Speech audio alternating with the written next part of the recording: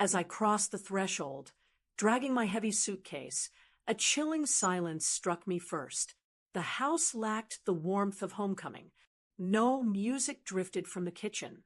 No scent of cooking wafted through the air.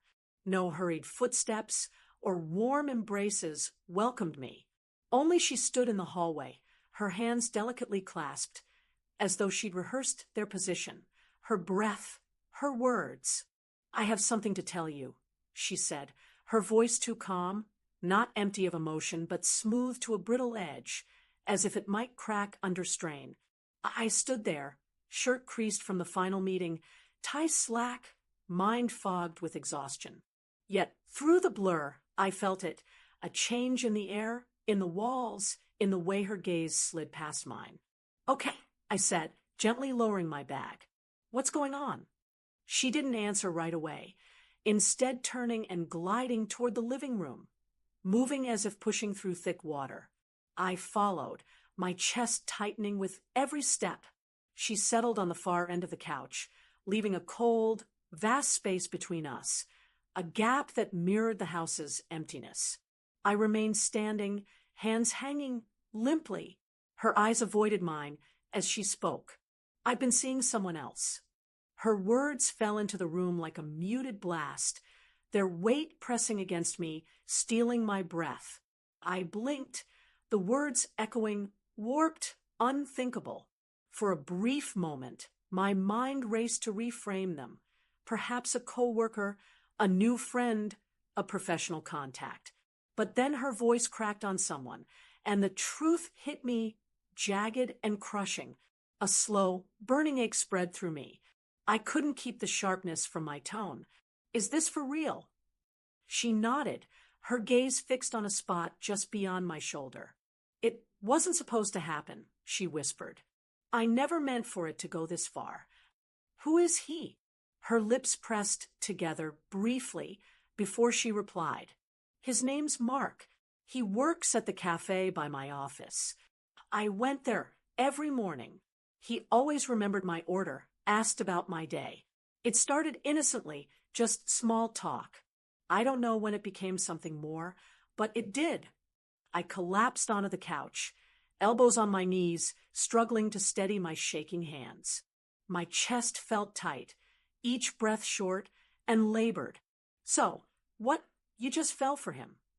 "No," she said softly, her voice barely a murmur. "It wasn't that straightforward. I drifted away from us first. That struck deeper than anything else, a blow I hadn't prepared for.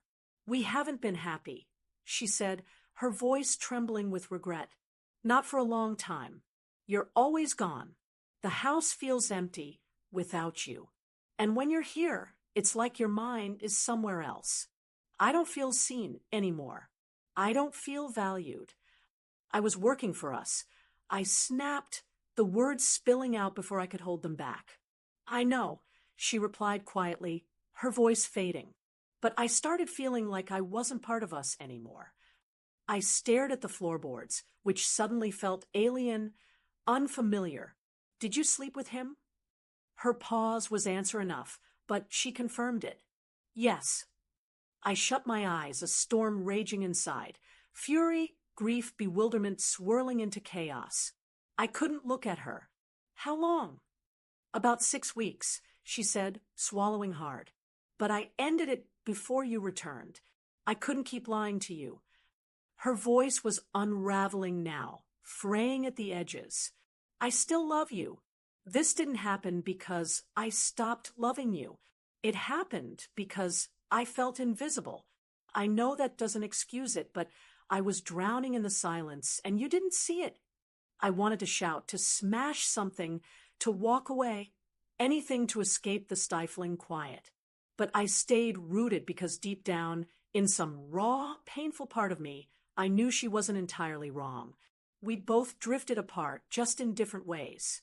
I'd been chasing ambition, security, success, promotions, endless trips and meetings, but in doing so, I'd lost touch with the present. I'd left her feeling like a stranger in our own home. Still, that truth didn't soften the pain of her betrayal. It was a wound carved by the person I trusted most. So what now? I asked, my voice low, drained. Do you want to leave? Be with him. No, she said, her voice urgent, almost pleading. I don't want him. I want us, if there's still in us to salvage. I don't know if we can fix this, but I want to try. I had to start with the truth. We sat in heavy silence, her confession hanging like a weight in the air.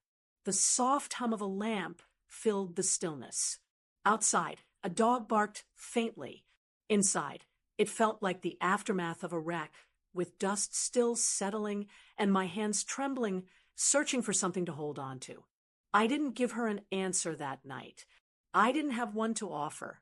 But I stayed, not out of forgiveness, not yet, perhaps not ever, but because I wasn't blameless either. I'd failed her in quieter ways. And maybe, just maybe, what we had wasn't beyond repair. Perhaps love, even when broken, could still be worth the slow, careful work of piecing back together.